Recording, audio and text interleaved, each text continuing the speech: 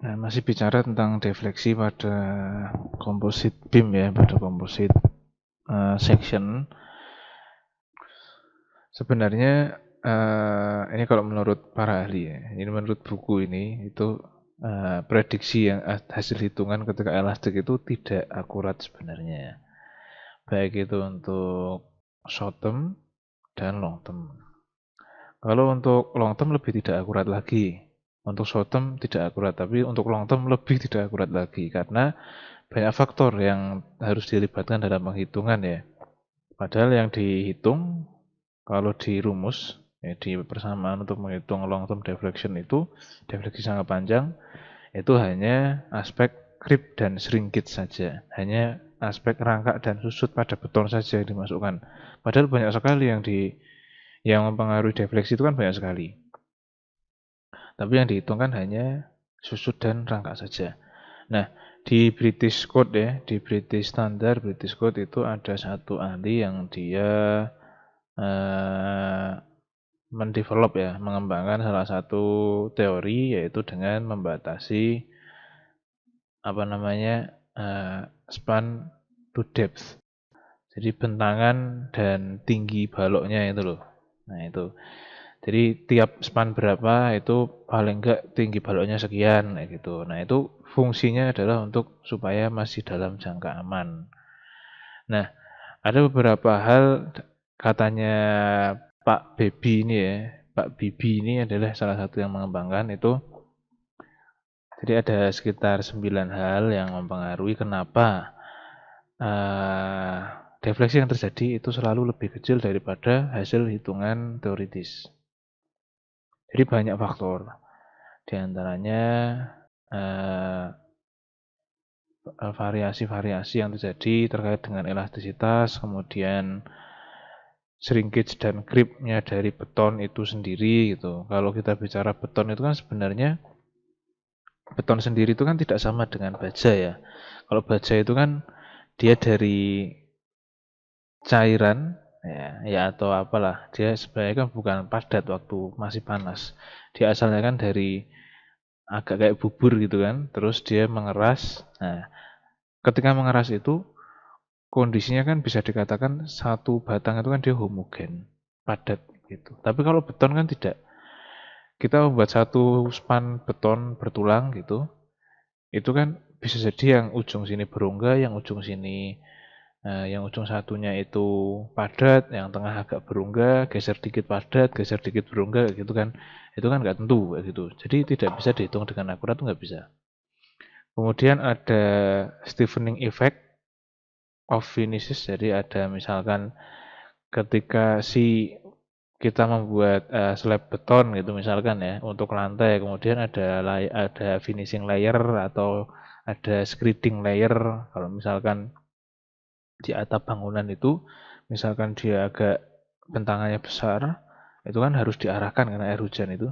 Nah, itu biasanya ditambah lapisan lagi pakai mortar atau pakai beton juga dengan untuk membentuk kemiringan gitu loh.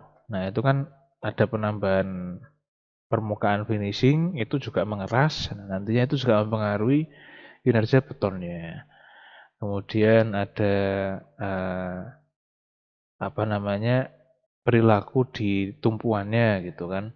Kalau kita menghitung itu kan itu betul-betul asumsi dan itu kan tidak bisa mewakili kondisi sebenarnya karena itu hanya pendekatan. Semua yang kita lakukan di engineering itu adalah pendekatan yang sebenarnya bukan real. Namanya juga pendekatan kan, bukan real. Tapi diusahakan sedekat mungkin dengan realnya. Tentu saja pendekatan ini itu kita dasarkan kepada aspek yang aman gitu. Jadi kita sudah mengalihkan dengan faktor aman, sudah uh, membayangkan atau memikirkan, mensimulasikan dengan pendekatan yang aman juga gitu kan. Misalkan kalau adik-adik pernah ngeliat, kita punya bangunan jembatan yang begitu kompleks ya, banyak sekali batangnya dan lain sebagainya itu. Tapi kalau dihitung analisis struktur itu hanya garis-garis gitu aja gitu. Nah itu salah satu contoh simplifikasi hitungan gitu. Realnya kayak apa, kemudian hitungannya kayak apa simpelnya gitu bentuknya. Nah itu. Jadi banyak hal yang disederhanakan ketika menghitung. Jadi pada akhirnya karena setiap penyederhanaan itu adalah setiap penyederhanaan sudah mengakomodir faktor aman. Jadi kalau banyak penyederhanaan, otomatis faktor amannya lebih banyak lagi. Jadi lebih aman. Tapi ya larinya adalah nanti lebih boros lagi. Seperti itu konsekuensinya.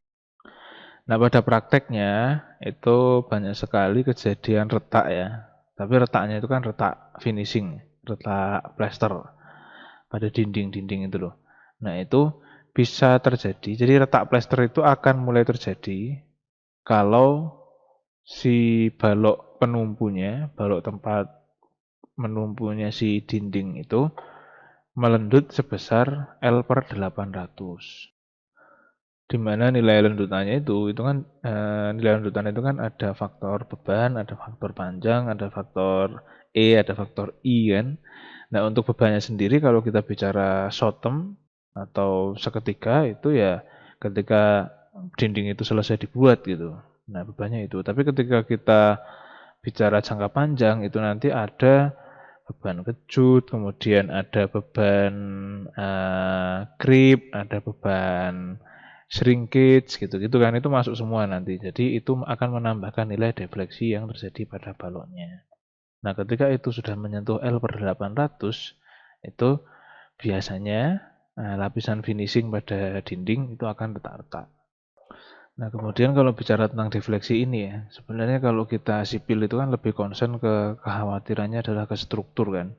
Karena perilaku inelastiknya ketika balok beton itu sudah melendut, artinya kita tidak bisa melakukan hitungan. Sebenarnya ya, kita tidak bisa lagi melakukan hitungan balok lurus dibebani tegak lurus. Sudah itu sebenarnya itu sudah tidak berlaku lagi kalau baloknya sudah melendut. Karena ketika balok melendut itu kan harus dikonversi dulu. Ada yang arah gaya horizontal, ada yang arah gaya vertikal gitu kan. Itu lebih rumit lagi. Nanti reaksinya si balok beton itu akan beda lagi dengan ketika kondisinya balok itu lurus horizontal. Nah, sebenarnya untuk sipil kan kekhawatirannya lebih ke situ. Tapi kalau kita menghitungnya masih secara elastis, ini kemungkinan ya seharusnya betonnya itu masih agak aman lah, karena faktor amannya juga masih agak gede gitu kan. Nah, kalau fokusnya ke arsitektural itu tidak masalah. Jadi batasannya tadi ya L per 800.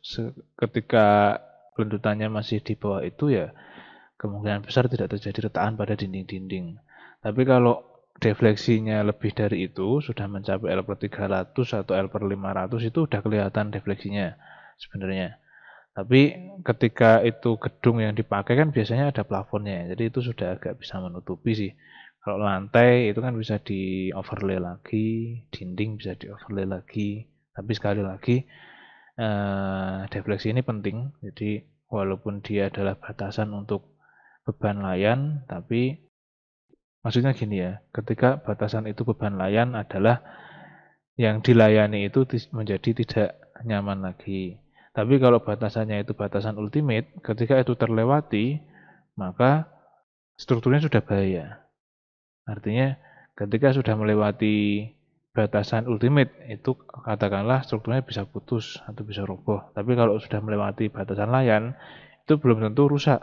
Hanya saja itu nggak nyaman gitu aja lah kira-kira. Tapi tetap dari lendutan yang berlebihan itu tadi, itu akan ada dampaknya ke belakang terhadap kestabilan strukturnya.